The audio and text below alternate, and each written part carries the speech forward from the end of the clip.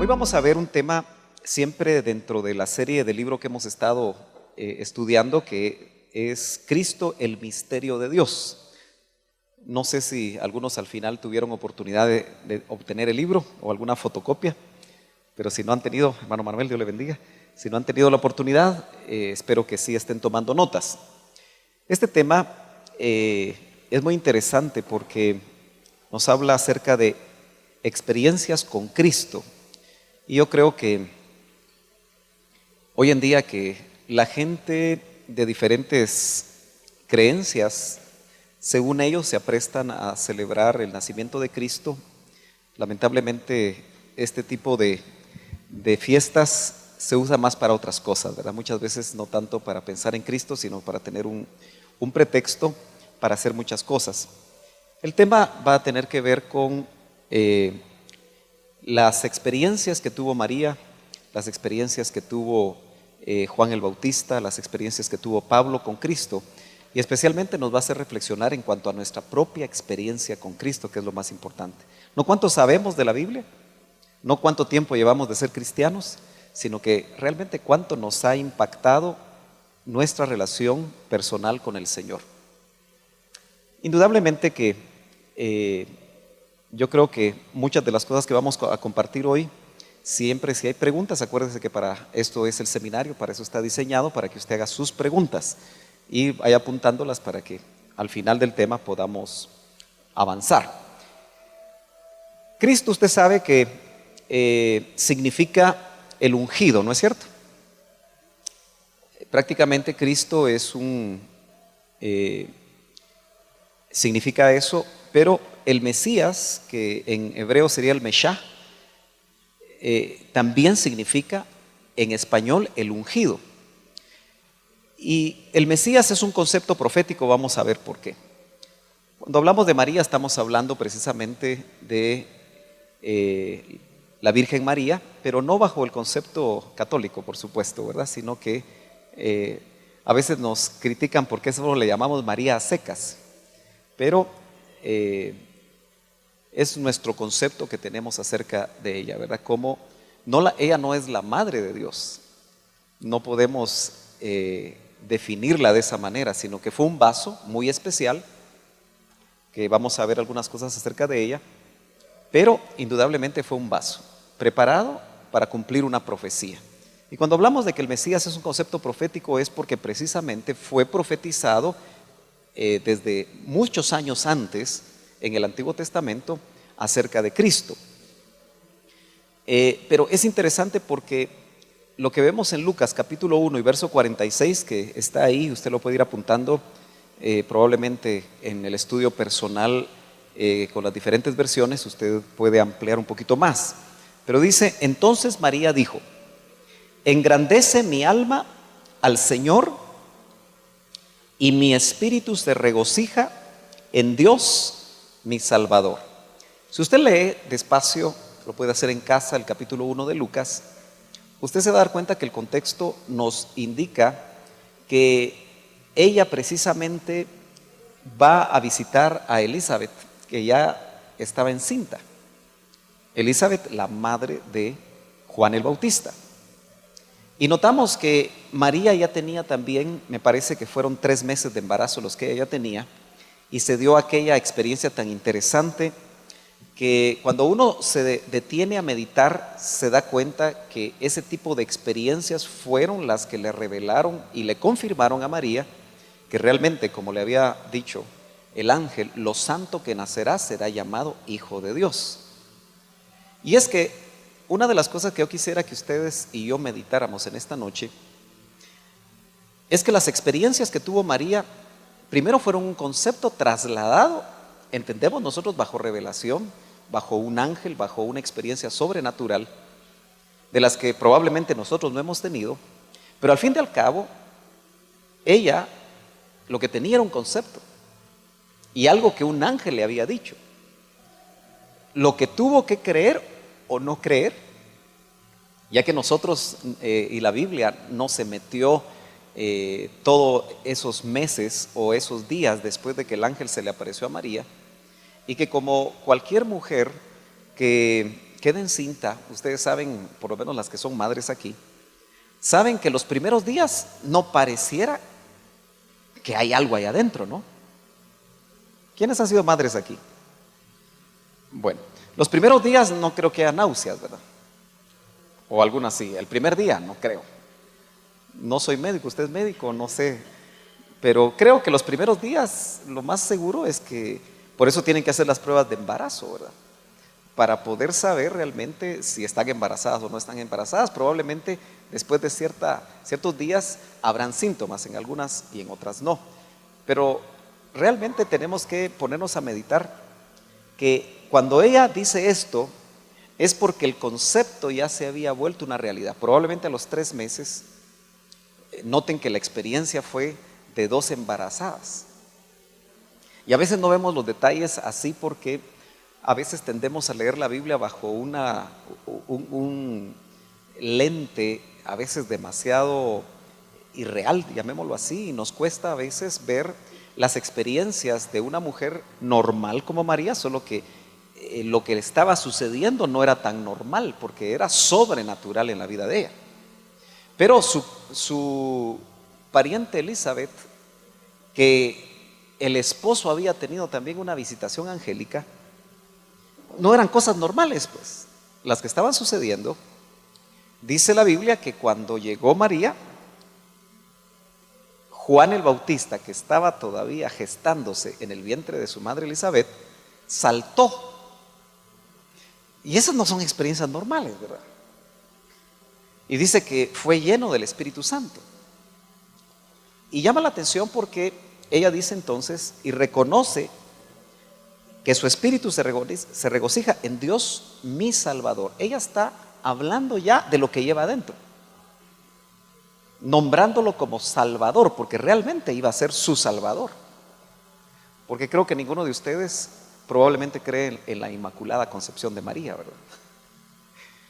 Porque han tenido que inventar una doctrina como esta para decir que ella no tuvo pecado.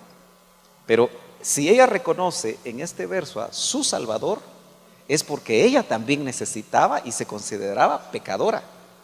Y por eso necesitaba de salvación. Pero claro, no pretendemos hacer una apología de esto ahorita. Muy bien. Los títulos o los subtítulos que pongo aquí de alguna manera nos hacen meditar. La iglesia nos salva. ¿Cuántos creen que la iglesia salva? ¿Alguno de ustedes cree que la iglesia salva? No, la iglesia no salva. El que salva es Cristo, ¿no es cierto? Y su sacrificio por cada uno de nosotros. Si Cristo salva y no la iglesia, y no una corporación, porque si no es la institución, si no es, porque muchas iglesias se constituyen en misiones, en corporaciones, en grandes organizaciones humanas. Y creo que 2000 años de historia nos han demostrado a nosotros que muchas veces las organizaciones humanas, lejos de acercarnos a Cristo, a veces nos alejan. Y todo aquel que ha tenido algún tipo de conocimiento sobre la historia de la iglesia se podrá dar cuenta. Porque por 1000 años, la llamada iglesia, en los primeros 1000 años de historia de la iglesia, ellos sí creen que la iglesia salva. Y de alguna manera urdieron doctrinas, yo diría muchas heréticas y muchas antibíblicas, precisamente para la conveniencia de la corporación o la conveniencia de la organización. Entonces, tampoco podemos decir que un ministerio salva.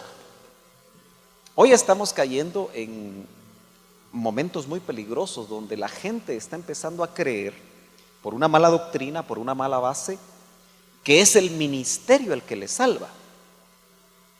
Incluso han llegado a mí noticias de ministros que creen que cuando alguien sale de su organización, la persona que sale ya no es salva.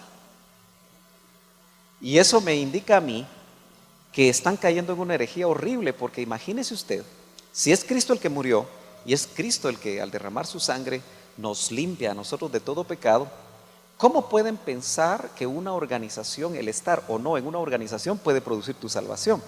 Se está cambiando totalmente el concepto de un evangelio bíblico. Y entonces en ese sentido nosotros tenemos que ser sumamente cuidadosos. Si Cristo salva, y no la iglesia, no la corporación, no un ministerio, debemos darle mucha más importancia al Salvador. Es cierto, cada uno de nosotros podemos pertenecer a una congregación local como esta, por ejemplo, o como los hermanos que nos visitan y pertenecen, pero debemos de dejar muy en claro que la importancia capital que debemos darle es a Cristo, porque Él es el que salva. Eso es bien importante que nosotros lo recordemos. Notemos que antes de que hubiera iglesia, había una persona que salvaba. Porque realmente la iglesia, hemos dicho en varias ocasiones, surge, algunos la ubican en la muerte de Cristo, otros la ubican el inicio de la iglesia, como eclesía, que surge cuando Cristo resucita. Otros todavía dicen y tienen la opinión de que la iglesia surge en Pentecostés, pero sea en la muerte, en la resurrección o en Pentecostés, son tiempos muy cortos. Y de todas maneras, para lo que queremos apuntar, no hay problema, porque antes de que hubiera iglesia, en el sentido bíblico nuevo testamentario, había una persona que salvaba, y esta era Cristo Jesús, que traía un mensaje de salvación, que se iba a hacer realidad en todo aquel que creyera en la generación a la que le compartió, obviamente cuando muriera y resucitara. Entonces quiere decir que antes de cualquier institución, ya el Señor caminó, como dice Mateo, me parece, si no estoy mal, 9, que Él dice que recorría las ciudades, recorría las aldeas, predicando el evangelio del reino, sanando toda dolencia, y entonces nos damos cuenta que Él ya llevaba un mensaje salvador. Otra de las cosas importantes es que el doctor Ríos en este tema nos hace una pregunta, dice, ¿por qué hacemos entonces tanto énfasis en las instituciones y no en el que salva? Yo creo que es mucha religiosidad cuando nosotros enarbolamos una bandera institucional religiosa o una misión. Al fin y al cabo, el Señor va a venir por una iglesia. Fíjese que Él no va a venir por una denominación, Él viene por una iglesia. Y de una vez nos dice las características, que es sin mancha y sin arruga. Entonces notemos nosotros que debemos ser cuidadosos en no hacer énfasis en las instituciones, sino en el que salva. Por eso tenemos que seguir siendo cristocéntricos. La Biblia es cristocéntrica, apunta toda la Biblia de Génesis y de Apocalipsis, los 66 libros, apuntan a Cristo, apuntan al Salvador. En el Antiguo Testamento quizá un poco más velado, más difícil de poderlo ver, pero en el Nuevo Testamento mucho más claro, pero tenemos que darle importancia entonces al Salvador. Esto es bien importante. Cristo, antes de enseñar su doctrina, que es la que debemos aprender nosotros, la doctrina de Cristo, no la doctrina de los hombres, antes de enseñar su doctrina, la vivió. Y ese es el gran fracaso del cristianismo en el siglo XXI. Y yo creo que en buena parte del siglo XX. Y en buena parte de la historia misma de la iglesia. Han sido siempre pequeños remanentes los que verdaderamente se han dispuesto a vivir antes que solo aprender.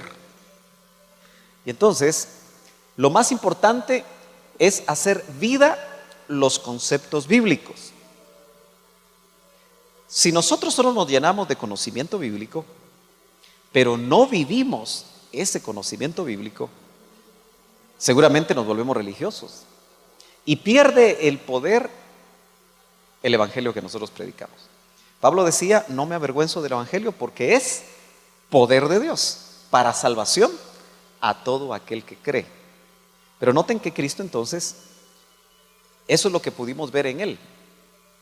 Cuando dice San Juan 1:14, y el verbo o la palabra se hizo carne y habitó entre nosotros y vimos su gloria, gloria como la del unigénito del Padre. ¿Será que la gente está viendo nuestra gloria? ¿Será que la gente está viendo realmente cómo vivimos nosotros el cristianismo? ¿O solo sabe la gente lo que sabemos nosotros en conocimiento?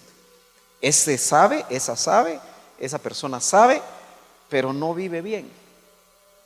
Esa es la pregunta que tenemos que hacernos. Tenemos que preguntarnos ¿qué tenemos de Dios? ¿Tenemos un concepto? ¿Una información? ¿Un libro? La Biblia puede ser un libro empolvado en nuestras bibliotecas. La Biblia puede ser solamente un libro que no nos afecte. Si solamente tenemos concepto, información, como decía el doctor Ríos, ¿qué hacemos con un libro? Lo andamos cargando por todos lados, pero realmente nos está cambiando la vida, nos está impactando, nos está llevando a tener experiencias diarias con Cristo o no. Esa es la pregunta que tenemos que hacer nosotros esta noche. Lo que Cristo vivió y enseñó está en el libro de los Hechos, ¿verdad? Y acuérdense que Hechos 1:3, si no estoy mal, dice que Él primero hacía y luego enseñaba. Eso es bien importante. O sea que primero fue una vida andante. Me gusta esa frase. Cristo fue una vida andante. Es decir, que todo lo que Él vino a enseñar, Él lo reflejaba antes que estuviera escrito. Nosotros hasta cierto punto podemos tener un gran problema, porque todo lo tenemos escrito en la Biblia. Pero no necesariamente a todos los que leemos la Biblia nos impacta de tal manera que también nosotros nos volvamos una vida andante, consecuente con lo que sabemos y los principios bíblicos.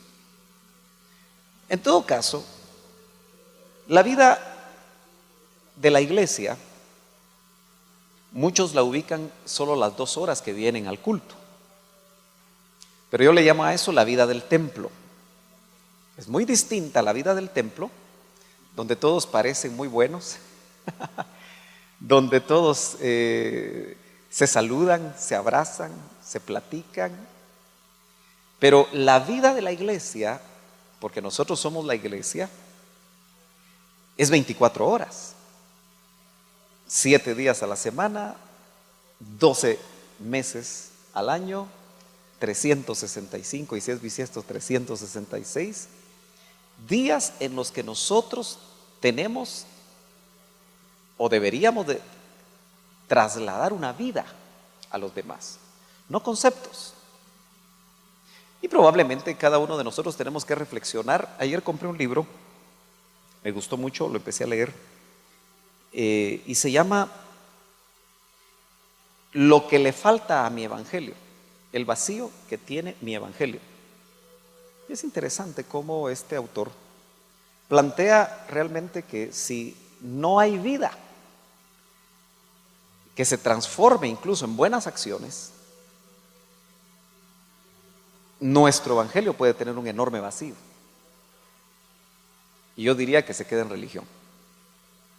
Y la religión sí no la queremos para nada, porque la religión aburre, la religión mata. ¿Se acuerda usted cómo dice la Biblia? La letra mata. Y cuando dice que la letra mata, es conocimiento. Mas el Espíritu vivifica. Y cuando dice que el Espíritu vivifica, es porque al final las palabras que Cristo habló, dijo, mis palabras son espíritu y son vida. Entonces nosotros necesitamos hacer vida la palabra. Muy bien. O sea que primero fue una vida andante y eso se condensó en un libro. Los evangelios, los 4 evangelios nos hablan de la vida andante. Pero a nosotros nos llega como información. A Cristo y a los que estuvieron cerca de él, sus discípulos, fue una vida caminando. Recuérdese usted que los evangelios no se escribieron a la par de la vida de Cristo. Los evangelios datan, algunos los mencionan muy tardíamente, pero muchos ubican a los evangelios 20, 25 años después de que Cristo murió y resucitó, que se condensaron y se escribieron. Entonces quiere decir que en esos 20, 25 años que no había Nuevo Testamento, ¿cómo cree usted que se trasladaban realmente de un cristiano a otro? Era de boca, era traslado de experiencias. Pero tenían que haber sido experiencias muy fuertes y reales para que realmente pudieran ser impactados unos con otros, ¿verdad? Hoy nosotros nos agarramos de la Biblia. Mire lo que dice la Biblia. Pero el que nos está oyendo estará preguntándose, ¿y por qué no la vive? Antes que ser libro, los evangelios describen la vida de Cristo o describen a Cristo. Veamos la experiencia de los evangelistas. Fue una experiencia de los evangelistas que ellos lo vieron, es decir, los que escribieron, lo oyeron, lo escribieron y lo describieron. Por eso en esa gráfica está, lo oyeron, o mejor dicho, lo vieron primero, lo oyeron, lo escribieron, lo describieron. Pero fue la experiencia, acuérdense que el tema central es las experiencias con Cristo. Estos hombres experimentaron vivir con Él 3 años y medio. Aunque no todos los que escribieron, porque se cree que Marcos no fue uno de los discípulos, ¿no es cierto? Marcos no andaba dentro de los 12. Mateo sí, Juan el apóstol también, Lucas tampoco anduvo con él. ¿Estamos de acuerdo? Pero por lo menos los 2 que anduvieron con él vieron, como en primera de Juan el capítulo 1 dice, que palparon, dice, todo lo tocante al verbo de vida. Ellos pudieron palpar al verbo, especialmente en la experiencia de la resurrección. Entonces, hermanos, no nos confundamos. Nosotros también tenemos que ver. Usted va a ver que lo que vamos a ir redondeando en este tema es la reflexión, ¿qué es lo que usted ve de Cristo? Porque mire, por eso es que tantos religiosos están haciendo sus nacimientos hoy, o ayer, o antier. Porque lo más que les llega es tener un niño Jesús con sus bueyes, sus, ¿qué más? Los pastores canía de alambre, ¿verdad? Que así los hacen aquí en Guatemala. Pero dígame usted, si le quitamos la tradición a eso, ¿qué queda? Nada absolutamente. Los que lo están haciendo y veía en la prensa yo el domingo la creatividad del guatemalteco para hacer nacimientos, que utiliza materiales reciclados, que utiliza aquí. Pero yo me pongo a pensar, después de lo que es costumbre, y tal vez hasta negocio, ¿verdad? Para muchos en estos días, ¿qué queda? Y nosotros también tenemos que saber qué hemos visto de Cristo. Obviamente nosotros ahora tenemos que verlo con los ojos de la fe. Pero la fe es pues la certeza de lo que se espera, la convicción de lo que no se ve. Entonces, a través de los ojos de la fe, nosotros debemos de tener experiencias con Cristo. Algunos tendrán la experiencia de verlo a Él, como algunos lo han visto. Pero también tendremos la experiencia, o debemos de tener la experiencia de oírlo. Mire, por eso es tan enorme la responsabilidad del que predica, del que enseña, porque Pablo muy claramente dice, el que enseña o el que predica, predique las palabras de Cristo, dice. Mire qué responsabilidad. Y yo me pongo a pensar, ¿dónde se encuentran las palabras de Cristo? ¿En un seminario teológico? ¿En una universidad teológica? ¿En un instituto bíblico? ¿Será los únicos lugares donde encontramos las palabras de Cristo para aprenderlas y trasladarlas? Sospecho, por mi experiencia en sacar una maestría en teología, que lo que menos les interesa en las universidades donde uno estudia teología es las palabras de Cristo. Porque es lo que menos hacen, abrir la Biblia. Les interesa más las actuales corrientes teológicas, les interesa más el diálogo entre la ciencia y la fe. Entonces están más interesados en todo lo que los científicos ahora dicen y cómo lograr ese diálogo, que puede sonar muy interesante, pero que a la larga también puede ser un ejercicio estéril. Los discípulos, los que escribieron, lo vieron y lo oyeron,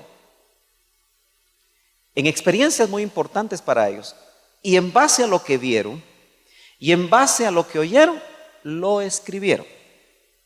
Muchos recordarán un eslogan que tenía el IMSS Central hace muchos años, y todavía está ahí en eslogan, pero creo que se quedó solo en letras. Y el eslogan era, porque no podemos dejar de decir lo que hemos visto y oído. ¿No será que por eso la iglesia está muda? Ya no habla la iglesia. Porque no ha visto y porque no ha oído. Porque los del principio escribieron eso, pero era una realidad. Lo que les quiero tratar de enfatizar esta noche es que no solo era conocimiento. Los evangelistas no se sentaron a escuchar a maestros con conocimientos interesantes, sino que ellos escribieron sus experiencias con Cristo.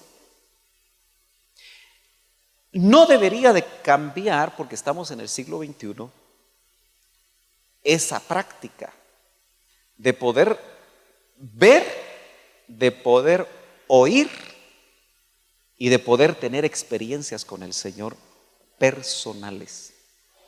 No necesariamente sus experiencias van a ser iguales que las mías, pero lo importante es que nosotros las tengamos. Sigamos. La pregunta que nos tenemos que hacer entonces en esta noche es, ¿nos quedamos con el libro o con la experiencia?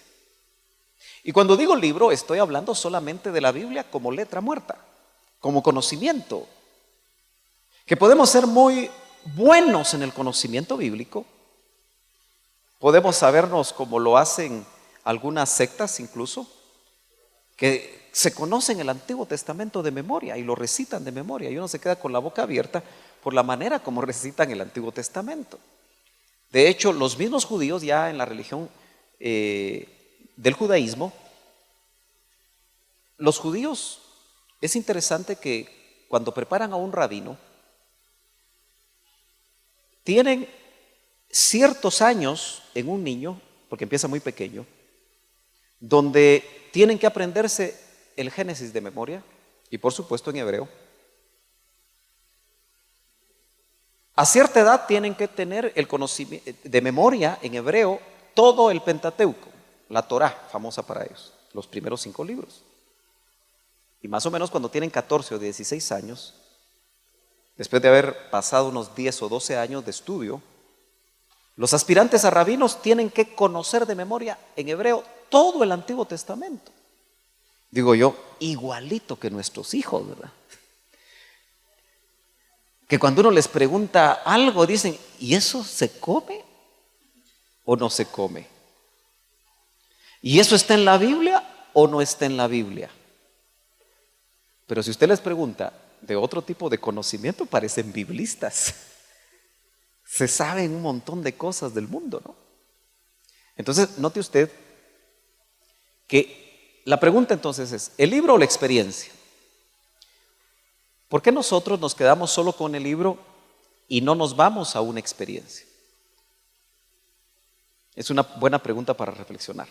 Si volvemos a María, para María el Cristo Mesías primero fue un concepto espiritual.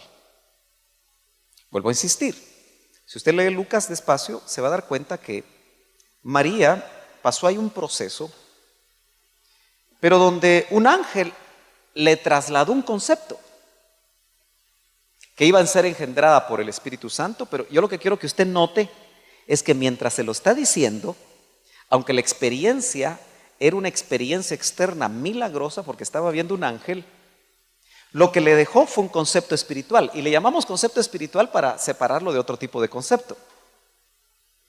Y más adelante vamos a ver cómo lo aplicamos a nuestra propia vida y nuestra propia experiencia con Cristo. Entonces, para ella, ese concepto espiritual empezó como eso, como un concepto que fue trasladado. Y de la misma manera, cuando nosotros leemos la Biblia, o cuando nos predican la Biblia, o cuando escuchamos acerca de la Biblia, lo que nos llegan a nuestra mente son conceptos. Y pueden ser conceptos teológicos, humanos, interpretaciones humanas, o puede ser un concepto espiritual llevado por el Espíritu Santo. Creo que la diferencia lo va a ser el fruto. Para María el Cristo Mesías primero fue un concepto espiritual, después una vida. Porque cuando empezó a sentir ella que adentro de ella se estaba cumpliendo lo que el ángel mensajero llegó a decirle, Póngase por un momento a pensar usted. Nosotros los hombres, gracias a Dios, nunca vamos a tener esa experiencia, pero las madres, ¿a las cuántas semanas, hermana, se empieza a mover el feto? 4 meses, ya se empieza a mover, pero antes hay señales de vida. Ok. Bueno, entonces podemos decir que cuando María fue a visitar a Elizabeth, que tenía 3 meses, María, hubo algo que ella sintió. Hubo un momento en el que ella se dio cuenta que lo que el ángel dijo era cierto. Porque nosotros entendemos que ella de inmediato creyó todo. Pero lo que tuvo fue una experiencia externa que la llevó a una experiencia interna. Y es la experiencia interna la que verdaderamente produce en nosotros frutos. Muchos cristianos se están quedando solo con las experiencias externas, que pueden ser reales, pero que no necesariamente los van a llevar a una experiencia interna. Y lo vamos a entender un poquito más adelante. Después, una vida adentro de ella, y después fue dado a luz para que lo supieran los demás. Entonces, en María empezó como un concepto espiritual, después percibió literalmente vida dentro de ella, pero fue hasta que el niño fue dado a luz, al que le habían dicho que le tenía que poner Emmanuel. Que note usted que en esos 9 meses María tuvo que llevar un proceso. Ok, sigamos.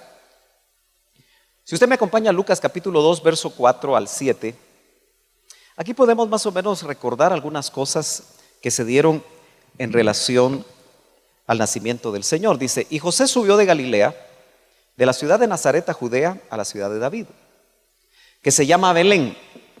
¿Por qué no se fue a Nazaret de una vez? ¿Por qué se tuvo que ir a Belén?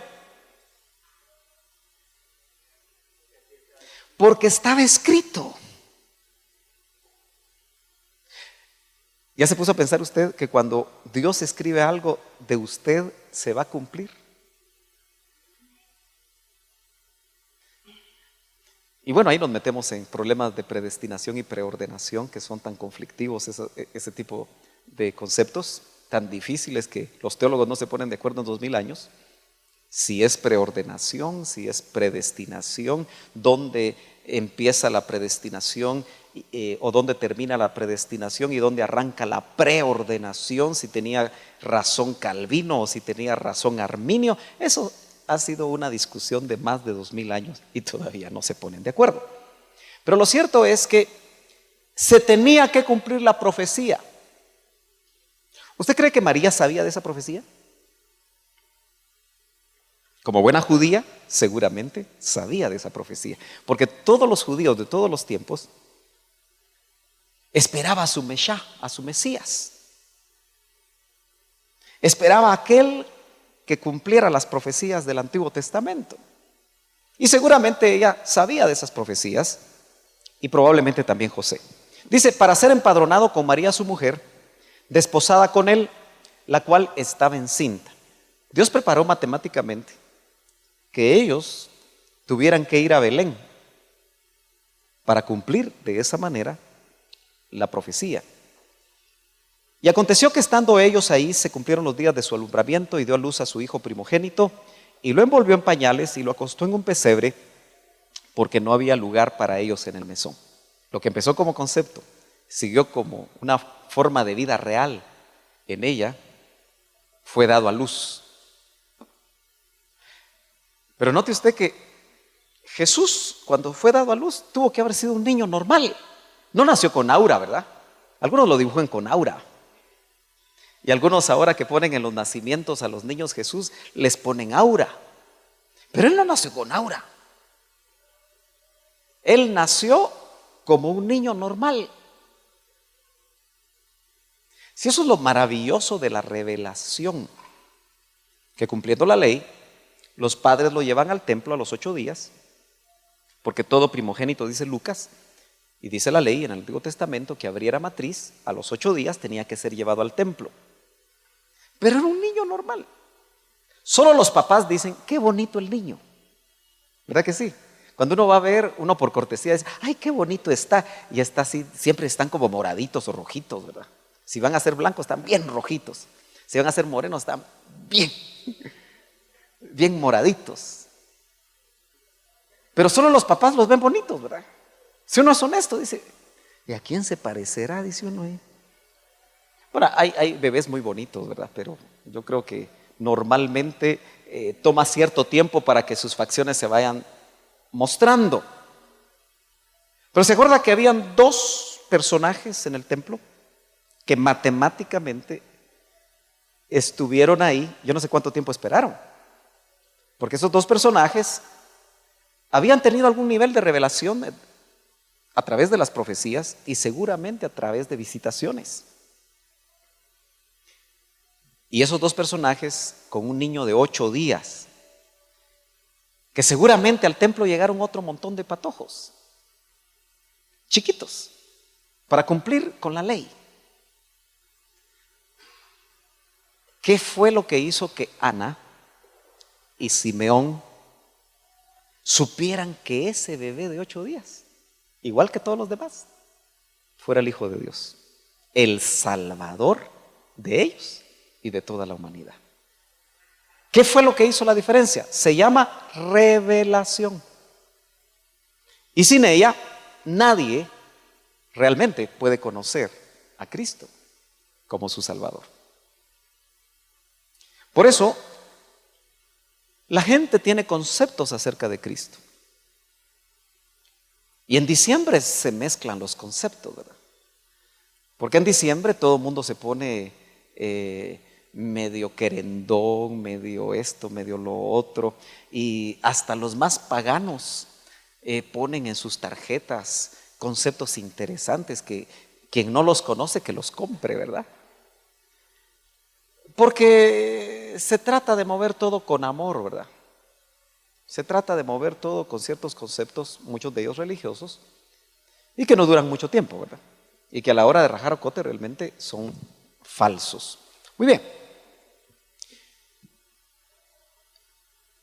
Preguntas interesantes. ¿Quién enseñó a Jesús quién era? Porque tampoco él nació sabiendo quién era. ¿Será que un bebé de un día de nacido sabe quién es? Quizá lo único que puede entender es que salió de una vida amniótica, media anfibia, ¿verdad? Dentro de un líquido, y que cuando lo sacan de ese líquido pasa, hasta cierto punto es una muerte, ¿no? Es una muerte a un nacimiento. Se muere a la vida amniótica de los últimos meses y se nace en el alumbramiento para una vida donde ya los pulmones tienen que respirar aire. Por eso pegan de gritos, dicen los médicos, ¿verdad? Porque la primera vez que sus pulmones con el aire, ambos son fluidos, el agua es un fluido y el aire, el viento es un fluido también. Y empiezan a usar sus pulmones, pero seguramente como un niño normal, él no sabía quién era, como usted cuando nació no sabía quién era. Yo no sé cuándo supo usted quién era. Saber cuándo, ¿verdad? No sé si todavía usted sabe quién es a esta edad, ya tiene que saber quién es usted, ¿verdad? Por supuesto, Dios le iba a transmitir por el Espíritu la vivencia de ser el Mesías, así como nos los transmite a nosotros por revelación. Porque, por ejemplo, el saber que nosotros somos hijos de Dios, si usted solo lo aprendió porque alguien le dijo eso, y solo por conocimiento usted asiste a la iglesia, la cosa está seria. Se lo tuvieron que haber revelado a usted también. Que Cristo no solamente es el fundador del cristianismo, sino que Cristo es el salvador de su vida personal. Eso también es revelación. Pero la pregunta sigue en el aire. ¿Quién le enseñó primero? Tuvo que haber sido su madre, ¿no? María. María, antes que él leyera, es decir, Cristo o Jesús leyera, antes que pudiera abrir un Antiguo Testamento, que yo cuando me pongo a pensar en eso, Tengo que ponerme a pensar que en las casas judías, especialmente las más pobres, difícilmente existiera un rollo del Antiguo Testamento, porque era caro, porque era manuscrito. Generalmente los rollos estaban en las sinagogas y todavía uno mira en algunos momentos que esos rollos son guardados celosamente y son unos grandes rollos que están en las sinagogas, que estoy casi seguro que no había un Antiguo Testamento en el hogar de Jesús. No tenían para comprarlo. Pero sus visitas constantes, tanto de María como de José, sus padres putativos, indudablemente ella, antes de que leyera, antes de que pudiera ver un Antiguo Testamento, un rollo, acuérdense que en ese tiempo el Nuevo Testamento no existía, ella le tuvo que empezar a hablar de lo que ella vio y, como dice también Lucas, atesoraba en su corazón. Porque ella continuamente atesoró desde que le apareció el ángel y todos los acontecimientos que debe haber vivido. Ella dice que lo atesoraba en su corazón y lo atesoraba en su corazón. De ahí que el doctor nos traslada una tesis que yo creo que, yo siempre que hablo de tesis del doctor las planteo porque puede ser que para usted sea conocimiento, sea tesis o sea una verdad, de acuerdo a lo que usted ha entendido sobre ciertas cosas. Ahora, note entonces que antes de que estas cosas llegaran, María tuvo que haber engendrado, por eso las madres engendran a sus hijos, ¿verdad? A Jesús. ¿Quién le dijo los pormenores de los misterios de su nacimiento? Que habían aparecido no 3 reyes magos, como dice la tradición, ¿verdad? Es más, no sé de dónde sacan Melchor, Baltasar y ¿cómo se llama el otro? Gaspar, Melchor y Baltasar. ¿De dónde lo sacan? ¿Lo dice la Biblia? A alguien se le ocurrió que estaba bien decirle Melchor a uno. Y no sé quién era el morenito, que siempre ponen un morenito, ¿verdad? La Biblia lo que dice es que llegaron sabios del oriente. Y no nos vamos a meter porque el tema no es ese, pero sin duda eran personas con grandes conocimientos de lo que en las estrellas estaba escrito. E identificaron la estrella del Mesías, del rey de los judíos que iban a nacer. Tenía su estrella. Pero no nos vamos a meter hoy en eso. Entonces, ella fue testiga de esos misterios. Y todas esas cosas que ella guardaba en su corazón, en algún momento se las tuvo que haber transmitido, hasta que él a los 12 años, que eso sí, ya la Biblia lo registra bien, dice que él sabía quién era su verdadero padre. Porque dijo, en los negocios de mi padre me es menester estar. Usted ya está en los negocios de su padre, como lo entendió él, como lo reconoció él. O está en los negocios de su papá. Porque puede ser que usted ha heredado una empresa o esté por heredar la empresa y usted dice, sí, yo estoy en los negocios de mi padre. No, él no estaba hablando de hacer muebles. A los 12 años, él sabía realmente quién era. Y María tuvo que haber jugado un papel muy importante. Veamos entonces la importancia que tiene que los conceptos revelados se hagan vida. O sea, Jesús, lo que le quiero decir es que María no lo adoctrinó, no lo catequizó, sino que simplemente le recordaba las experiencias que ella había tenido y sin duda el mismo Espíritu fue trasladándole a Jesús con todo lo que su madre decía. Pero note, lo que su madre le decía no estaba escrito. Yo quiero hacer hincapié en eso. Lo que ella le decía eran las cosas que ella había experimentado. Por eso se hace tan vital las experiencias que nosotros tengamos con Cristo. Es mucho más importante que solamente saberse la Biblia de pe a pa. Los conceptos entonces que María tenía eran redondeados, por supuesto, con la palabra profética del Antiguo Testamento. Por eso yo les hice la pregunta, ¿será que ella conocía algo acerca de esto? Sin duda sí. Que iba a nacer el Mesías, decían las profecías, que vendría de una virgen. Y si algo sabía María, es que ella era virgen. Porque una mujer sabe cuándo es virgen, ¿verdad? ¿O no? ¿Qué dicen las mujeres? Eso se da por sentado. Y ella era virgen cuando se encontró que había concebido del Espíritu Santo. Entonces ella tuvo que haberse dado cuenta que encajaba con lo escrito. Veamos Isaías 7:14. Usted recordará muy bien este pasaje. Dice, por tanto, Isaías escribió fácilmente 500 años, 400 años, no tengo exactamente ahorita la idea completa, pero escribió cientos de años antes de que sucediera. Y los profetas tenían la capacidad de ver, porque muchas veces el Señor les decía, ¿qué miras? Y ellos decían, veo tal cosa. Y entonces el Señor le explicaba, dile a mi pueblo que ta.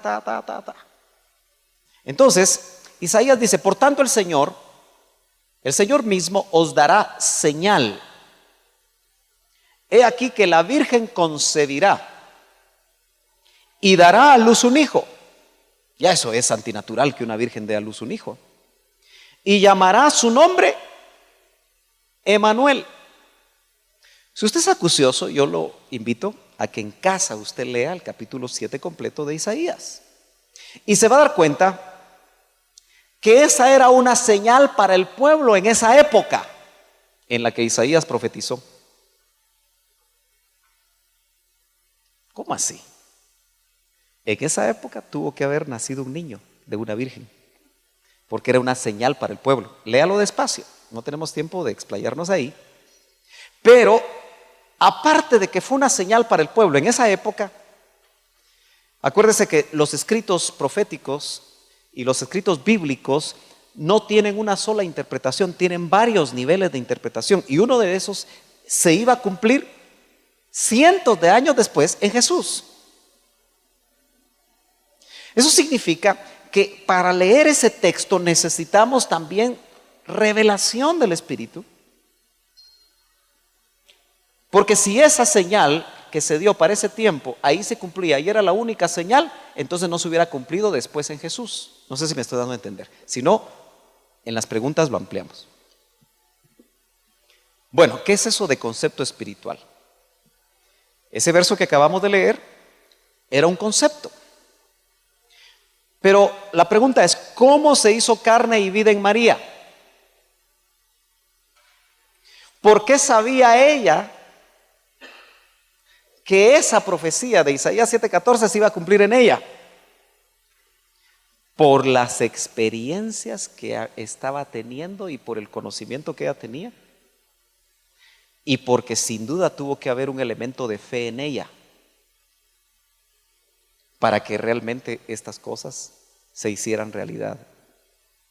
Dice, obviamente creyendo en la palabra, debemos empezar nosotros por saber, esto es un principio interesante, que hasta creer la palabra se va a hacer vida en nosotros. ¿Cuánta palabra sabe usted? Bueno, yo camino en este camino ya casi 42 años. Y tengo que decirle que hay mucha palabra en mi corazón. Pero yo mismo tengo que preguntarme, ¿cuánta de esa palabra realmente la creo completa?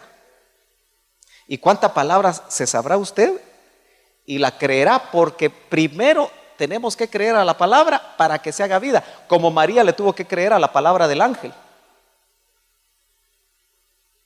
Porque usted no me dejará mentir que después de que se fue el ángel, si usted quiere del luzazo de ese ser de luz, del arcángel Gabriel, que sin duda era un ser de luz, se fue, ya podría haber pensado, estaría soñando. Porque a uno le puede pasar eso, ¿no? ¿Será que fue un sueño? ¿Será que fue una visión? ¿Será, dice alguien a veces, será sueño de salchicha? Porque comí demasiados frijoles.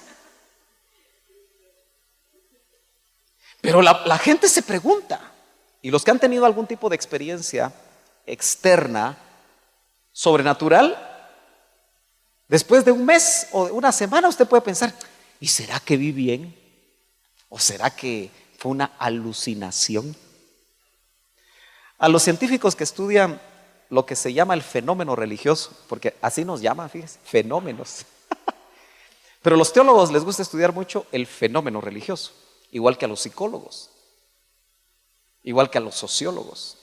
Es más, se escribe muchos libros acerca del fenómeno religioso latinoamericano. Porque les gusta tratar de ver qué es lo que sucede y muchos llegan a la conclusión de que cuando alguien dice que tiene una visión, en realidad tuvo una alucinación. Porque les gusta dar respuestas razonadas, ¿no? Usando el raciocinio, más que creer que realmente pueden haber experiencias sobrenaturales. Así que María tuvo que haber pensado al siguiente día, no me pida el verso porque no está en la Biblia, pero se vale que pensemos un poco, ¿no? ¿Y será cierto eso del ángel? ¿Cree usted que María entendió todo lo que le dijo el ángel? Probablemente no. Yo creo que María, al igual que los discípulos, que fueron los más cercanos a Jesús y que tuvieron grandes experiencias con Él, porque lo vieron caminar sobre el agua, lo vieron levantar muertos, lo vieron hacer tantas cosas, multiplicar los panes. Nada de eso nosotros vimos, pero creemos, ¿verdad? ¿O no? Ojalá que creamos y que sigamos creyendo. Pero ellos, muchas de esas experiencias no fueron suficientes para negar a Jesús, como lo hizo Pedro. Muchas de esas experiencias no fueron suficientes para Judas. Así que las experiencias externas no son suficientes. Se necesita una experiencia interna. Esa es la que cuenta. Esa es la que vale. Dice San Juan 5:24, de cierto os digo, yo tengo que correr, el que oye mi palabra y cree al que me envió, tiene vida eterna. Y no vendrá a condenación, mas ha pasado de muerte a vida. Bueno, ese verso puede ser un concepto para nosotros. Hasta que el Espíritu Santo lo hace vida. ¿Me están entendiendo? Como fue concepto que iba a hacer, que iba a concebir del Espíritu Santo. Pero hasta que empezó a sentir que algo se movía adentro. Por eso yo creo que es significativa la visita de María con Elizabeth. Marca algo. Pero seguramente hasta la resurrección de Cristo. Ni siquiera solo su muerte, sino que hasta su resurrección, María y sus discípulos creo que lograron entender el paquete. Y dice que algunos que lo vieron resucitado, todavía ese Mateo al final, dudaban, viéndolo ahí resucitado. Conocimientos sin experiencia puede ser algo delicado. Qué abominable es oír predicar a Cristo sin convicción de conocerlo. Muchos buenos predicadores predican de Cristo y tal vez no tienen realmente la experiencia que ese conocimiento dice tener. Estas son frases que yo le comparto directamente, pero están entre comillas, del doctor, para que usted las analice y las medite. Tenemos derecho de predicar a Cristo hasta que tengamos una experiencia interna con Él. Si no, lo que hacemos son un montón de religiosos. Gente que viene los domingos a la iglesia y que es lo único que hace. Y de ahí, si viviéramos una semana con ellos, siendo invisibles, nos daríamos cuenta realmente cómo viven o cómo vivimos. Y de repente nos asustaríamos. Cámara escondida. Hay muchísimos enseñadores de Cristo que se les nota en el hablar y en el decir que solo están hablando de algo que les enseñaron. Y no llegan más allá de la epidermis del oyente. Este evangelio, para que valga la pena, y el evangelio bíblico, tenemos que descubrir que es potencia de Dios. Para muchas cosas, hermanos. Este evangelio no es solamente para la vida del templo. Este evangelio es para la vida de la iglesia las 24 horas. Este evangelio es para cuando vamos a la escuela, cuando vamos a la universidad, cuando estamos solos. Este evangelio es para todo el tiempo. Los teólogos usan una palabra algo rimbombante y difícil a veces de captar. Pero ellos dicen que en el cristianismo se metió la dicotomía griega. Palabra de domingo. Y no es más que la separación entre lo que vives en la iglesia y lo que vives afuera de la iglesia. Porque tendemos a separar lo que vivimos en la iglesia, las poquitas horas, con lo que vivimos afuera de la iglesia, del templo, para ser muy específico. Y es que los griegos separaban lo interno, separaban lo que no se podía tocar, como era el alma, lo espiritual. Hacían en su filosofía griega, hacían una separación entre lo espiritual y lo carnal. Y de ahí llegaban a ciertas conclusiones algunos de ellos que decían: este cuerpo es malo, matémoslo con todos los placeres. Esos eran los epicúreos, con los que tuvo que batallar los primeros discípulos de Cristo. Muchas de las epístolas se escriben precisamente para evitar esos desenfrenos. Otros decían los estoicos: no, nada absolutamente. Pero ni son los epicúreos ni eran los filósofos griegos, sino que es lo que la Biblia nos enseña a nosotros. Por eso vuelvo a la carga. Realmente necesitamos nosotros una experiencia interna. Probablemente primero se den las experiencias externas, como en el caso de María, pero todo lo que le sucedió externamente la llevó a una experiencia interna, donde pudo decir que lo que llevaba adentro era su Salvador. Si lo vemos de esa manera, es algo muy extraño que ella pensara o que tuviera la certeza que lo que estaba creciendo en su vientre la iba a salvar. Y no de la vida de la tierra, le iba a dar vida eterna. Sigamos hablando un poquito de María. Ella guardaba, ya dijimos, en su corazón los acontecimientos que a ella le sorprendía. Lo que engendró a Cristo ahí fue el engendramiento de la palabra en María primero. Noten ustedes que también Juan el Bautista, que conoció externamente en experiencia humana, porque era su primo, ¿verdad? Los primos crecen juntos, hasta se enamoran los primos a veces, y algunos inadecuadamente se casan. ¿Verdad que sí? Pero en este caso obviamente eran dos hombres. Pero Juan el Bautista, que conoció externamente en experiencia humana a Jesús, estuvo cerca de él, era familiar de él los 30 años antes del Jordán, o por lo menos sabía de él. Tuvo necesidad de tener una experiencia interna para conocer a Cristo dentro de Jesús. Interesante esa frase. Conocer a Cristo dentro de Jesús. Lo divino dentro de lo humano. Para decirlo de una manera muy sencilla, ¿verdad?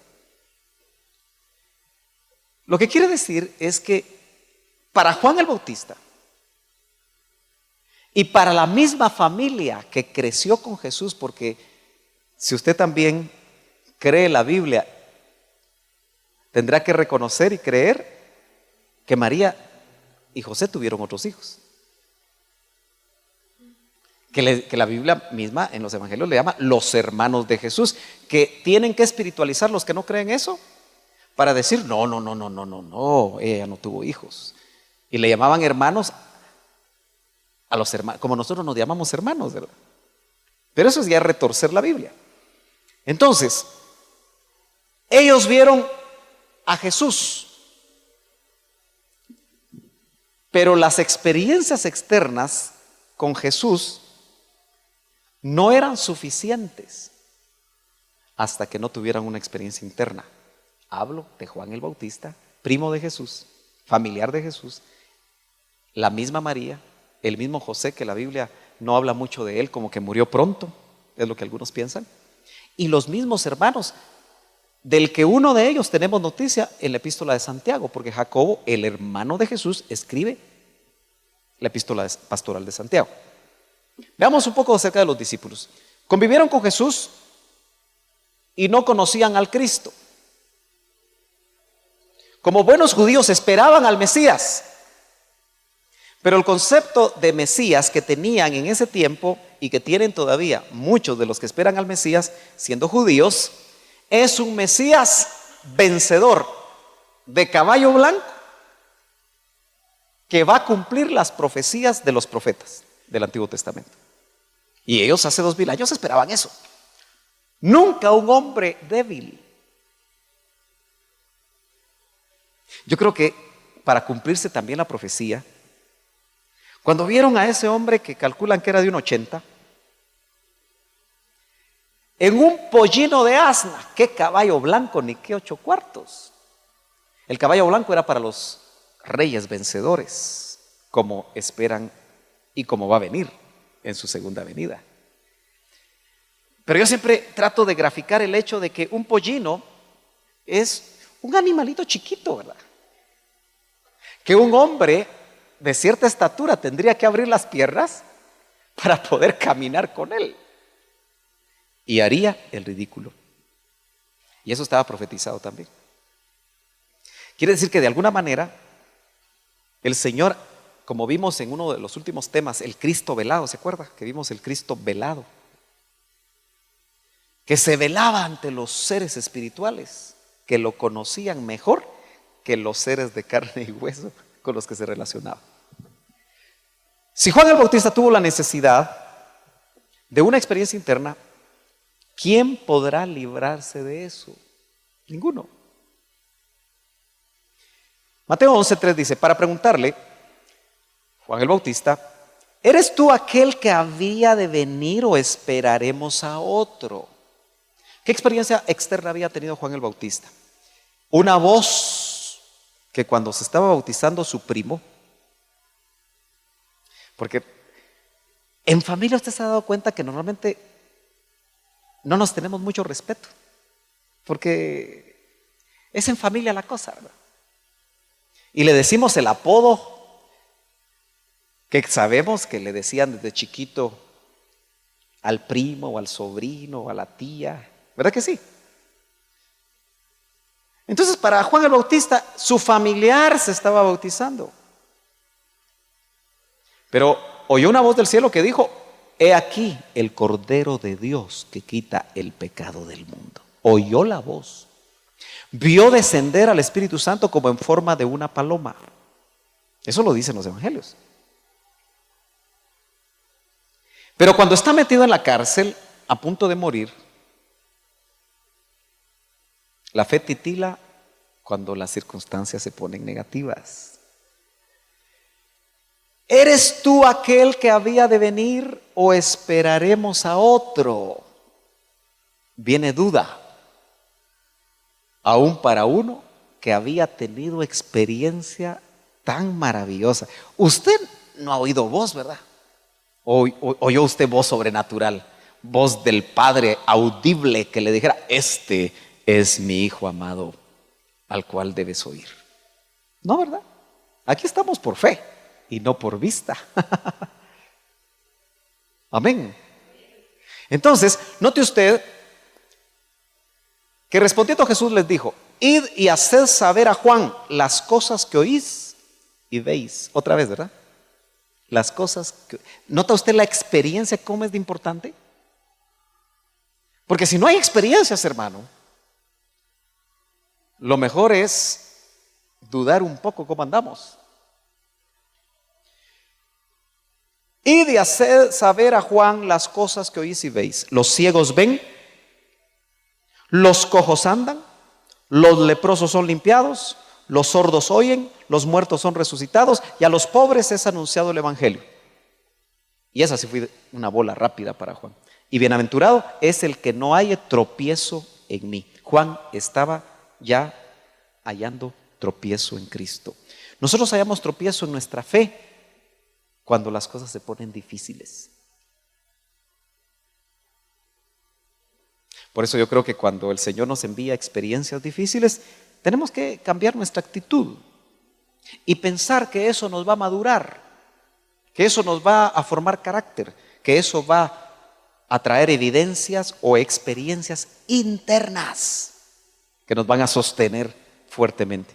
Bueno, sigamos. Los discípulos de Maús caminaron con Jesús no sabemos cuánto tiempo. Estuvieron con él 3 años y medio porque eran cercanos. No eran de los 12, pero eran cercanos. Oyéndolo predicar con convicción y no le reconocieron cuando él estaba resucitado. Obviamente, él se presenta como un caminante, probablemente con un cambio. O sea que ni la palabra predicada con convicción engendra, pero prepara el camino. Juan el Bautista tenía convicción y le habló a todos aquellos y hasta les decía: serpientes, ¿quién os enseñó a huir de la ira venidera? Refiriéndose a los religiosos de ese tiempo. Predicaba con convicción, pero él mismo tenía problemas a la hora de rajar ocote. O sea que ni la palabra predicada con convicción engendra, pero prepara el camino. Entonces, ¿qué engendra? La pregunta. La revelación. La palabra que se te hace vida a ti en lo personal.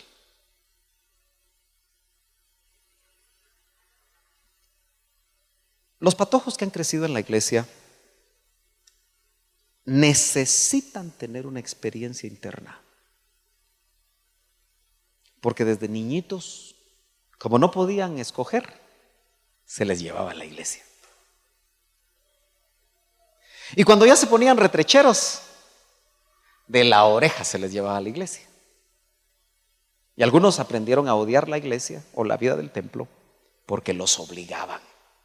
Especialmente cuando en las familias hay una vida del templo y otra vida afuera del templo. Y a veces vacunamos a nuestros hijos viviendo mal.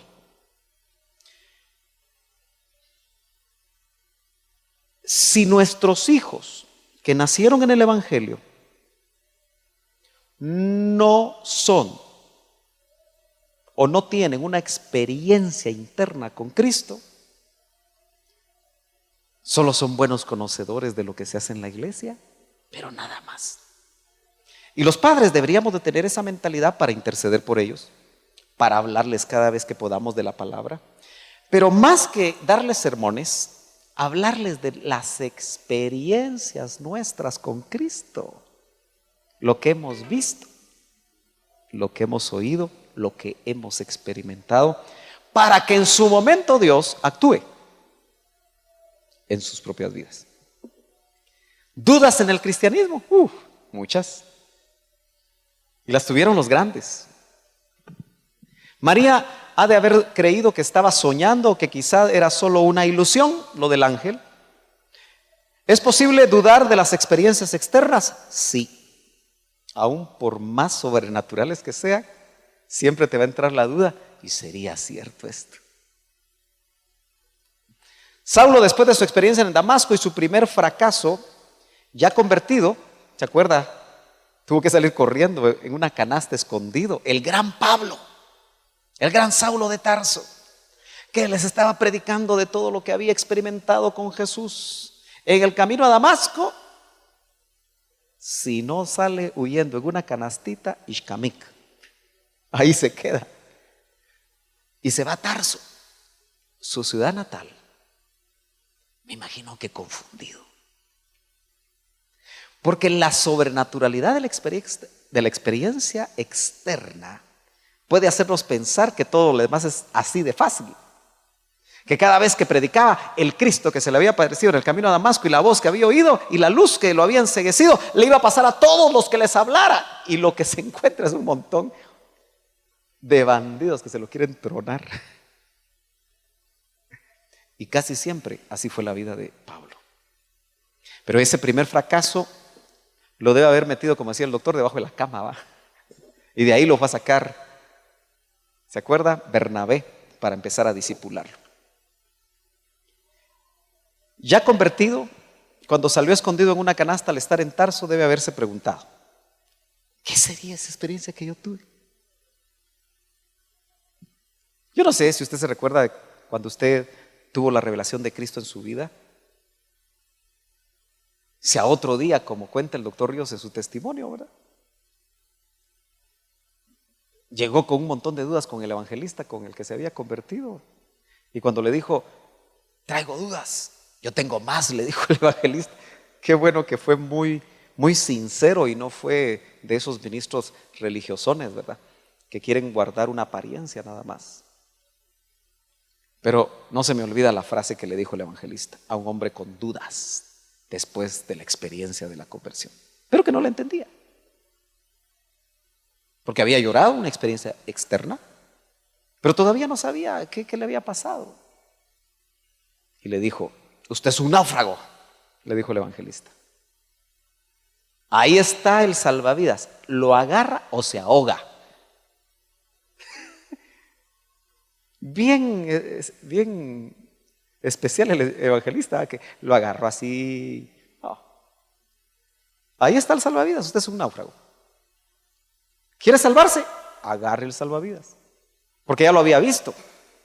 Lo que pasa es que tenía dudas de la experiencia de unas horas atrás. Y quizá su experiencia fue la misma o parecida, ¿verdad?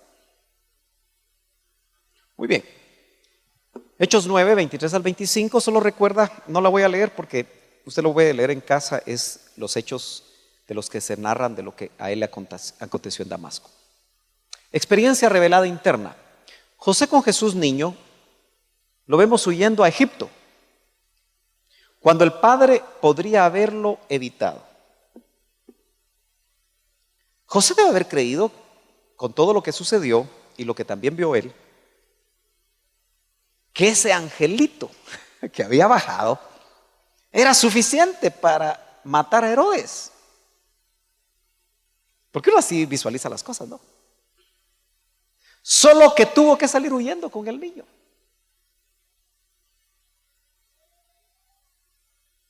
Esas son las perplejidades de la vida que muchas veces nos confunden.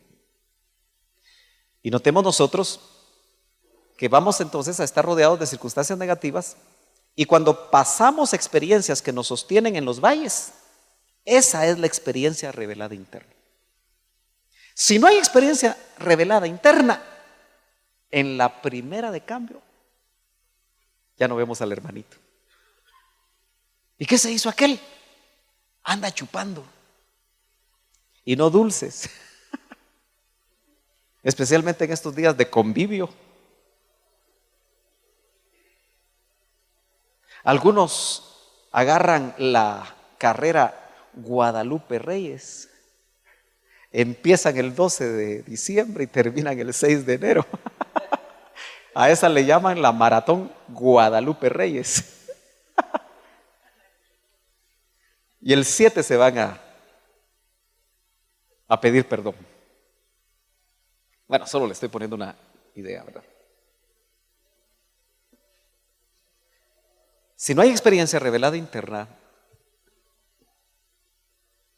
difícilmente nos podemos sostener. Eso es lo que hizo que los primeros cristianos fueran mártires y murieran de las maneras más horrorosas, alabando y bendiciendo al Señor y a los que los mataban. Si solo se hubieran quedado con las experiencias externas, no hubieran habido muchas historias de mártires, hermano, que se cuentan por miles. Volviendo otra vez a los discípulos, hasta que lo vieron resucitado, entraron en la realidad de la revelación. En otras palabras, 3 años y medio de ver milagros no los hizo nacer de nuevo. Por eso cuidado con los milagros y las señales por sí mismas, nada más.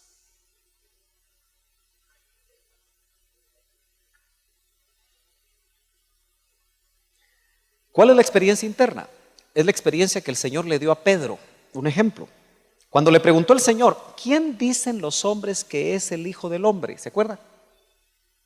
El Señor preguntó a propósito eso. Viniendo Jesús a la región de Cesarea de Filipo, preguntó a sus discípulos diciendo, ¿quién dicen los hombres que es el Hijo del Hombre? Ellos dijeron, unos, Juan el Bautista. Imagínense usted, tendría que ser la reencarnación, ¿verdad? Otros Elías y otros Jeremías o alguno de los profetas. Él les dijo, y vosotros, lo que le interesaba a Jesús era saber qué pensaban sus discípulos. Lo que le interesa a Jesús es qué piensa usted realmente. No cuántas veces viene a la iglesia, o si diezma o no diezma, o si tiene privilegio o no, si sirve o no sirve. ¿Quién decís que soy yo? Y respondiendo Simón Pedro dijo, tú eres el Cristo. Note que estaba ahí el hombre Jesús. Pero él dice, tú eres el Cristo, el ungido, el Mesías, le está diciendo. Eso solo lo pueden entender los que tienen un contexto judío, por la esperanza que tenían. Porque para ellos era uno que los iba a librar de Roma. Y esa teología estaba buena, pero se las botó totalmente el Señor. Porque Él no venía a librarlos de Roma, venía a librarlos no del emperador de la tierra en ese momento, sino que del que los tenía esclavizados por su pecado. Y entonces dice, el Hijo del Dios viviente.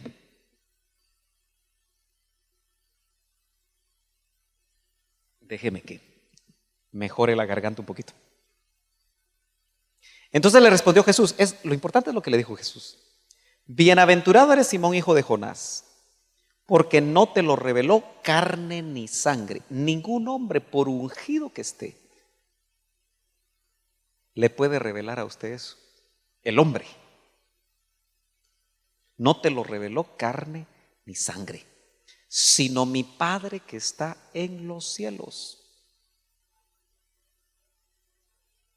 Entonces el que revela al Hijo es el Padre. Acuérdense que por eso en la escuela del Padre, el que oyó y aprendió, viene a mí. Está concatenado con eso, ¿verdad? Sabiendo Jesús que ya se lo habían revelado, nos está enseñando, revelado a Pedro, cómo es el proceso.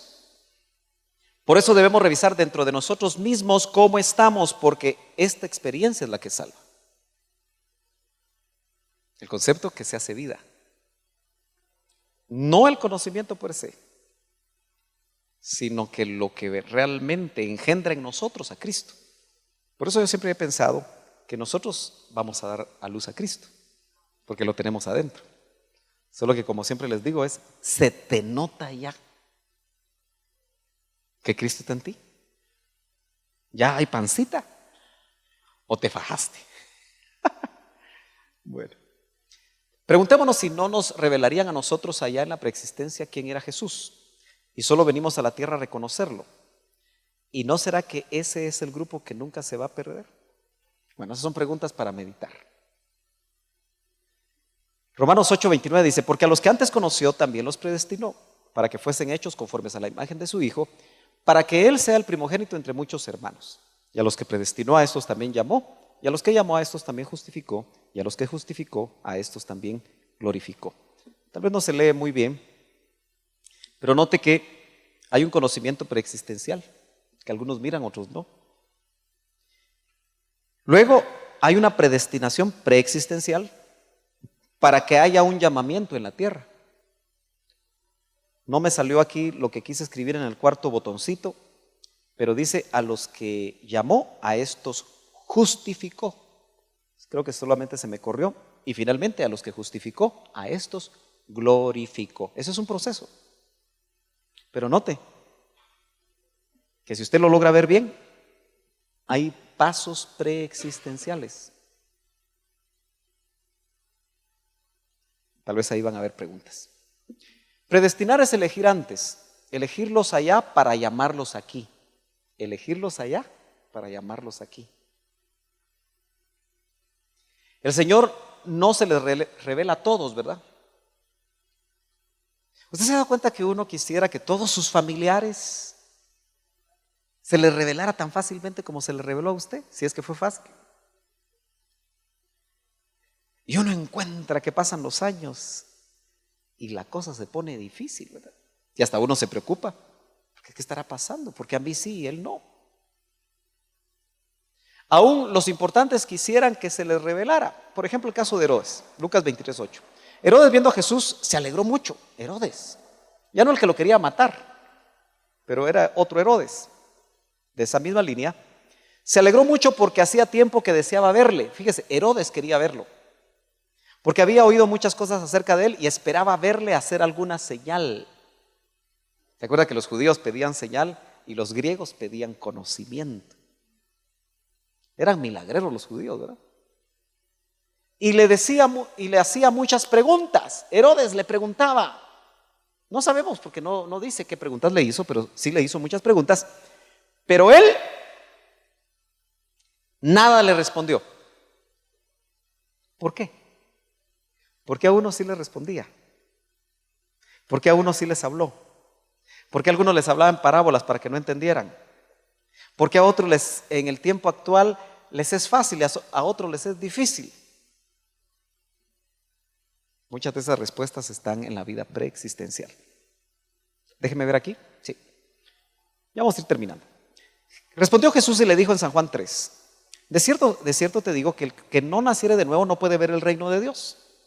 Respondió Jesús: de cierto te digo que el que no naciere de agua y del Espíritu no puede entrar en el reino de Dios. Una cosa es ver el reino, otra cosa es entrar al reino. El que no nace otra vez, ahí es Z en lugar de A, en el espíritu interno no puede ver ni mucho menos entrar en el reino. Vuelvo a la carga, tiene que haber una experiencia interna, más que conocimiento en la mente, conocimiento intelectual. San Juan 15:16 dice: no me elegisteis vosotros a mí, sino que yo os elegí a vosotros y os he puesto para que vayáis y llevéis fruto y vuestro fruto permanezca. Note, hay una elección. Por eso no podemos decir que nosotros por iniciativa propia buscamos al Señor. Nosotros no queríamos mayor cosa con Él. Tal vez porque nos llevaron de chiquitos a la iglesia había cierta inclinación, pero tuvo que haber una experiencia interna que nos permita todavía caminar en este camino y creer todo lo que la palabra nos dice. Jesús a sus 12 les dice: ¿queréis acaso iros también vosotros? ¿Se acuerda cuando les empezó a enseñar doctrina profunda? Dice que la mayoría de sus discípulos se fueron. Y el Señor volteó a ver a los dos y les dijo: ¿se quieren ir ustedes también? Me gusta ese nivel de discipulado, fíjese. ¿A usted le gusta? Ese nivel de discipulado vacía las iglesias. ¿Se quieren ir ustedes también? Váyanse.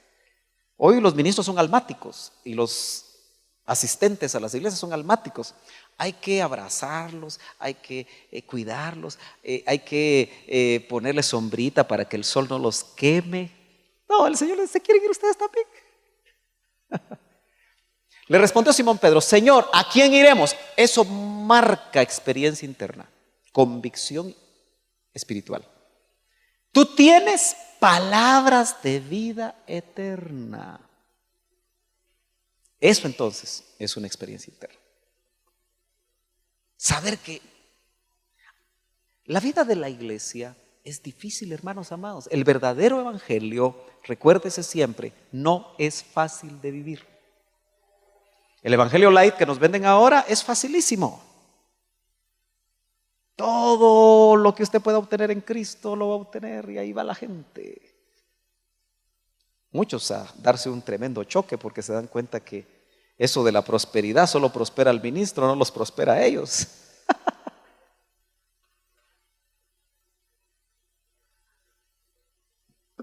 Pongamos un equilibrio. La experiencia interna es previa a la experiencia externa. Si hubieran experiencias externas solas, no son suficientes.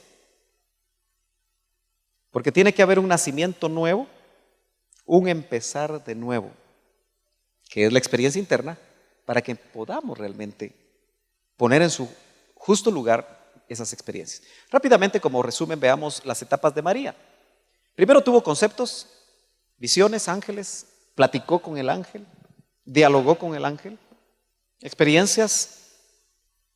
¿Qué le quedó después de eso? Le empezó a crecer el vientre. Ella era una evidencia. Ahora ya tenía al Salvador, pero no lo discernía hasta que lo diera a luz. Y sabe usted que nosotros también tenemos que pasar esas etapas. Cristo primero fue un concepto en la palabra para nosotros. Después lo internalizamos, es decir, la simiente adentro. El nuevo nacimiento, la nueva criatura, la nueva creación, se va a desarrollar dentro de nosotros. La realidad nuestra va a ser cuando lo demos a luz. Colosenses 3:4 dice, cuando Cristo, vuestra vida, qué maravilloso verso.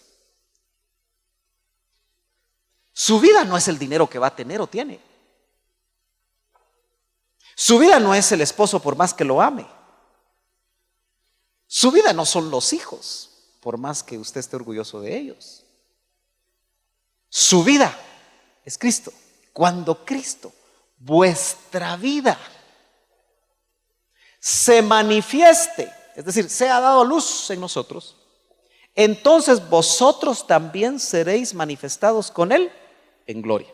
Eso es lo que dice Pablo en Romanos 8, que la creación misma gime esperando la presentación gloriosa de los hijos de Dios. ¿Cuándo vamos a ser hijos de Dios? Integralmente, incluyendo el cuerpo. Según Romanos 8:23, cuando se dé la redención del cuerpo. Bueno, yo creo que lo vamos a ir dejando ahí. Los hermanos de Jesús, tamicemos un poco la experiencia externa. O parientes que vivían en su casa, vieron ante ellos un niño perfecto. Eso sí, fue un niño perfecto. Un joven perfecto. Él no andaba haciendo las barrabasadas que tal vez usted o yo hicimos de jóvenes. Un hombre perfecto. Eso es lo que vieron los familiares en la casa. Pero ¿sabe qué fue lo tremendo? Que ni el niño, ni el joven, ni el hombre perfecto convirtieron a nadie dentro de la casa. Lo vieron haciendo milagros. En San Juan 7:3 dice, le dijeron a sus hermanos, sal de aquí, vete a Judea, hasta con un poquito de sorna, ¿no? Para que también tus discípulos vean las obras que haces. ¿Y ellos qué? ¿Por qué los hermanos de Jesús no lo seguían? ¿Ya se dio cuenta? Tuvo que haber habido un momento en que también a ellos les fue revelado. Ellos vieron milagros, pero la experiencia en casa no convirtió a los hermanos de Jesús. Nosotros decimos mucho, vivamos el evangelio en casa y se van a convertir nuestros hijos. No es así, porque su conversión esa es dada por Dios. Claro, esto no significa que vivamos mal, pero no confiemos, porque el ejemplo que vemos no puede ser más enorme que ver al niño, al joven y al hombre perfecto que nunca pecó y no fue suficiente para que sus hermanos se convirtieran solo por la experiencia externa. Necesitaban un toque de Dios. ¿Por qué nadie vio la resurrección de Jesús? Pregunta en este tema el doctor. Porque eso tiene que ser por fe. Porque dijo Cristo que solo la señal ¿por qué dijo Cristo que solo la señal de Jonás era la necesaria? ¿Se acuerdan? Cuando los judíos buscaban señal, dijo, no, solo la señal de Jonás. Porque Jonás convirtió a Nínive sin milagros. Porque Jonás era el milagro. Tenemos que pensar que cuando sale del monstruo marino, Jonás murió. Nadie podía vivir 3 días dentro del estómago de ese monstruo marino, que muchos creen y se empecinan en creer que es una ballena, pero no dice que era una ballena. Dice un monstruo marino. Seguramente los ácidos estomacales del pez le debe haber quemado el rostro. Y cuando Jonás sale, debe haber salido con señales. Y solo ver a Jonás, que predicó en Nínive, él era el milagro. Por eso la señal de Jonás era Cristo en la cruz, con sus señales. Esa era la señal que le iban a dar a los judíos y la que le dan al mundo entero. Las señales deben ser entonces solo confirmatorias de una fe engendrada adentro. Bueno, Hoy sí me alargué, pero demos lugar rápidamente a las preguntas. Yo creo que hay micrófono. ¿O no hay micrófono? ¿Sí? Mientras la hermana va a recoger hoy la ofrenda, mientras levante su mano, ahí el hermano tiene listo el micrófono para hacer las preguntas que usted tenga.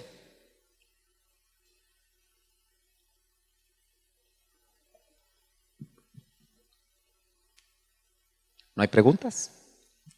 Bueno, nos vamos a casa. Sí, aquí hay pregunta. Ahorita va a llegar el micrófono, hermana Sarita.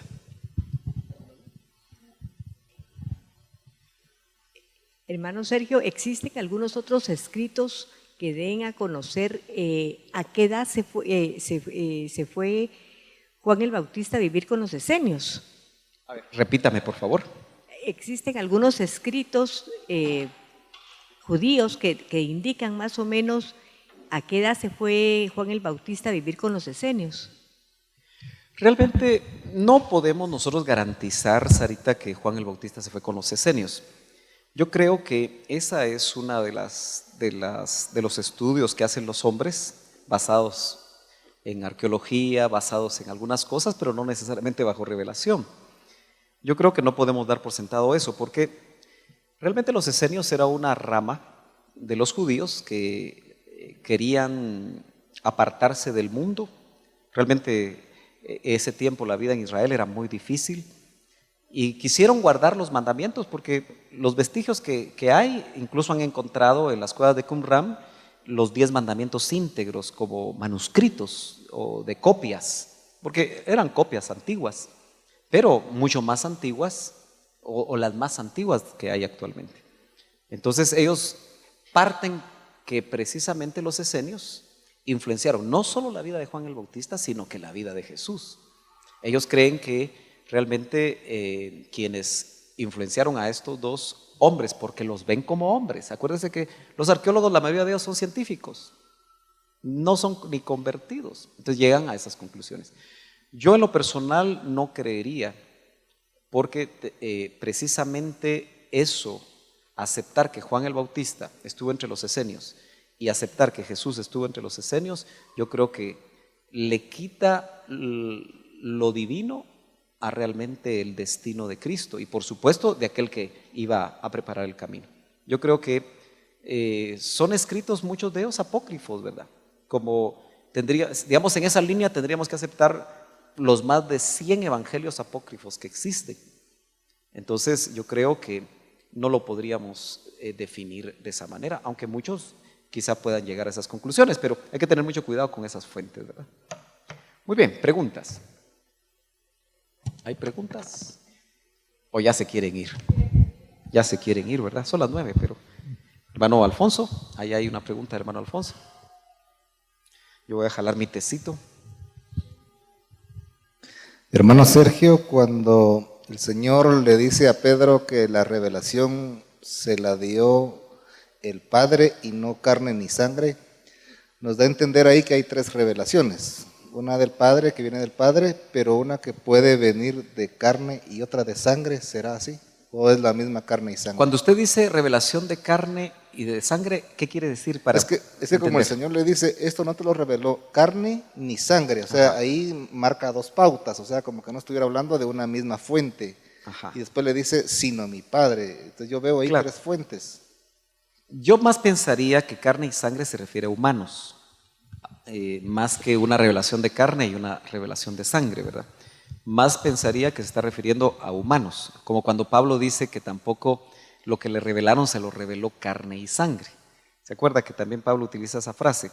Yo más pensaría que se está refiriendo a humanos, para hacer la diferencia del hecho de que no es el humano, y por eso dijimos al principio que ningún ministro salva, por ungido que esté, sino que es realmente revelación que viene del Padre. Claro, nosotros como ministros venimos a ser instrumentos, pero nada más instrumentos, que el Señor va a utilizar para que su palabra se revele en la vida de las personas.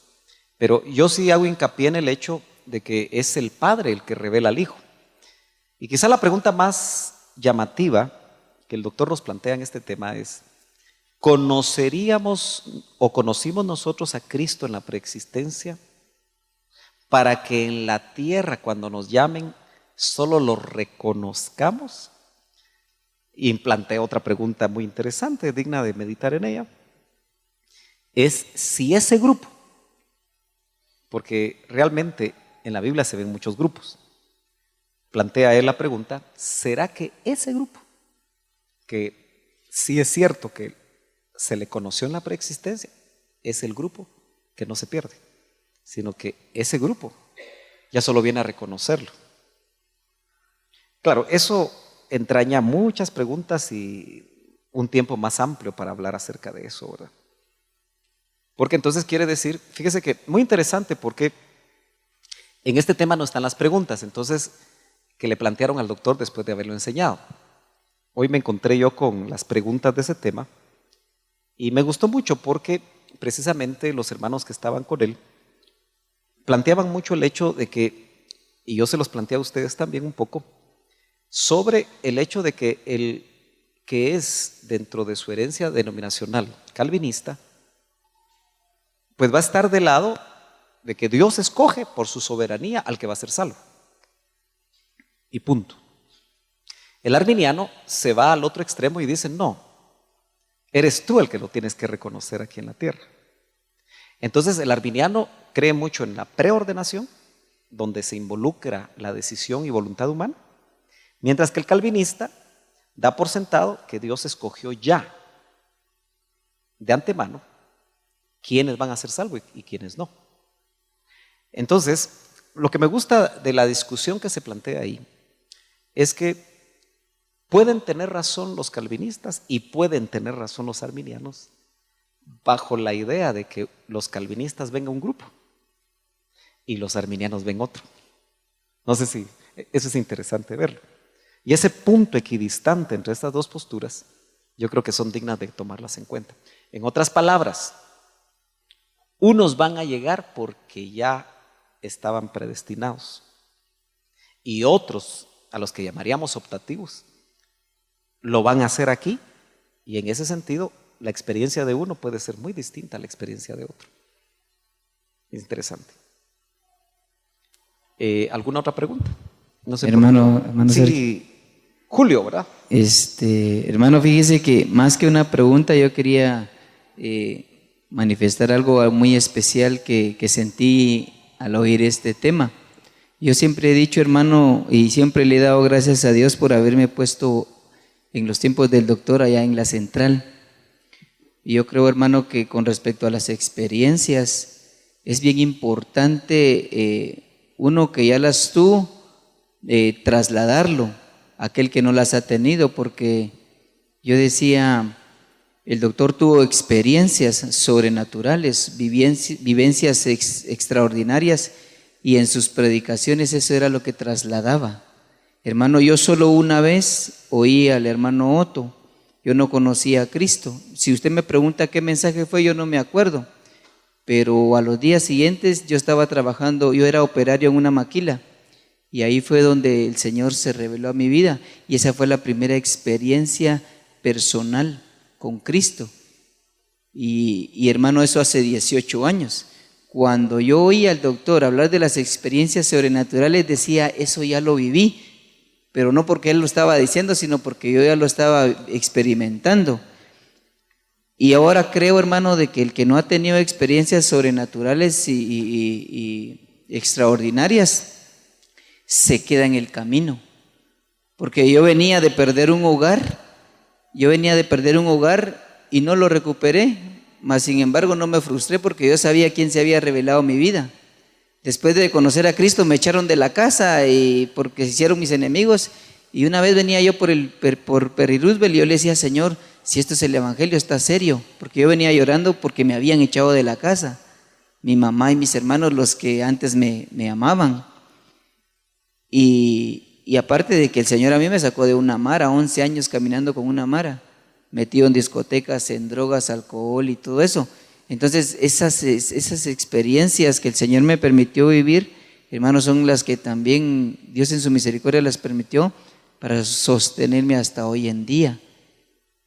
Y creo, hermano, que entonces para poder trasladar un evangelio vivo y presentar a un Cristo vivo, son necesarias las experiencias, porque si no, como usted lo decía, yo no sé, la verdad, yo siento cuando una persona está predicando y solo tiene conocimiento, solo se aprendió el tema y no está trasladando vida, no está trasladando experiencias. Y fíjese, hermano, que cuando yo vine aquí con usted y me invitó el hermano Manuel, empecé a ver un hombre, ahí sí que se lo digo para la gloria de Dios, un hombre con experiencias en la palabra, un hombre con experiencia en doctrina, y yo, a la gran, así quiero ser yo, decía yo, a predicar así como el hermano predica. Pero me frustraba, hermano, porque cuando hay veces que el Señor ha permitido que me inviten a predicar en una iglesia, yo decía, yo quisiera tener la experiencia que he oído en el hermano Sergio, pero me consuela saber, hermano, que lo poco que el Señor me permite compartir es vivencia, es experiencia. Amén. Fíjese. Gracias por el comentario. ¿Alguna pregunta más, mis hermanos? No es tarde todavía. Disculpen que hoy me alargué, pero quería completar el tema. Son las 9:07. Nos podemos ir a las 15 si todavía hay alguna pregunta que usted quiere compartir. Hoy los hermanos Orellana están tranquilos y los jóvenes de atrás también. No hay preguntas. Ok, hermana. Gracias, hermano. Con relación a la experiencia que tuvo Jonás, estar 3 días en el estómago de un pez, ¿verdad? Él tenía que haber salido así con su carácter diferente, pero a pesar de eso, en el capítulo 4 habla sobre el enojo de Jonás por ver la misericordia y la bondad de Jehová, ¿verdad? Pero viene Jehová y dice, entiendo que estés enojado por lo que hice, ¿verdad? Y entonces le mandó 2 pruebas, ¿verdad? El gusanito que comió la... Y entonces, el carácter de Jonás, ¿qué pasó ahí? Porque no se ve que haya habido un cambio así de humildad, sino que él deseaba la muerte, dice aquí. No comprendo mucho esto. Bueno, notemos que aún Elías, después de los grandes milagros en el Monte Carmelo, o el gran milagro en Monte Carmelo y de haber matado a los profetas, también lo vemos con la misma actitud. No soy mejor que mis padres, mejor me muriera. Yo creo que ahí lo que se enfatiza en estos hombres es que siguen siendo hombres. Y que realmente nosotros, hermanos, somos proceso. Yo por eso siempre digo mucho, hombres en proceso y mujeres en proceso. Porque ahí podemos notar nosotros cómo la Biblia desnuda la debilidad humana. Porque sin duda la experiencia de Jonás fue tremenda. Y ese hombre señal que era él, salvó a Nínive. Pero imagínense usted, él se enojó porque salvaron a Nínive, porque le dice, Señor, yo sé que tú los vas a salvar. Y entonces, ¿para qué voy a hacer? Por eso es que no quería ir, porque tú eres compasivo, tú eres lento para la ira, tú aquí. Él sabía el carácter de Dios y nos lo muestra. Pero realmente lo que la Biblia desnuda, no solo en estos hombres, sino en otros, como un David, el hombre conforme al corazón de Dios, pecando de la manera más terrible, ¿no? En homicidio y en adulterio. Pero la Biblia no desnuda, no lo esconde. La religión esconde eso. Por eso es que nosotros tenemos que cambiar nuestra actitud frente a las situaciones que realmente vivimos en el proceso que tenemos. Note que en la medida que nosotros escondemos y escondemos y escondemos aquellas cosas que son debilidades humanas, más tarda el proceso de restauración, porque la estamos escondiendo, ¿verdad? Entonces, uno quisiera que la varita mágica de Dios nos tocara para hacernos perfectos, pero note que es todo un proceso en el alma. La entrega continua del alma es la que nosotros estamos viviendo, pero a veces no la entregamos. Y Dios respeta hasta cierto punto nuestras decisiones. Porque Él nos podría hacer robotitos. No, Él quiere que voluntariamente nosotros nos volvamos cibernéticos. Los cibernéticos de Dios, como ese gusanito que obedeció las instrucciones de Dios de comerse toda la calabacera. ¿Cómo lo iba a alcanzar? Fue un milagro mismo comerse toda la calabacera. Y sin duda él se molestó porque el sol le molestaba la cabeza, porque si él tenía su piel toda afectada, por eso se molesta, ¿no? Entonces yo creo que eso es lo que está enfatizando en esa pregunta que usted hace, nuestro proceso, pero que gracias a Dios un día se va a completar. Amén.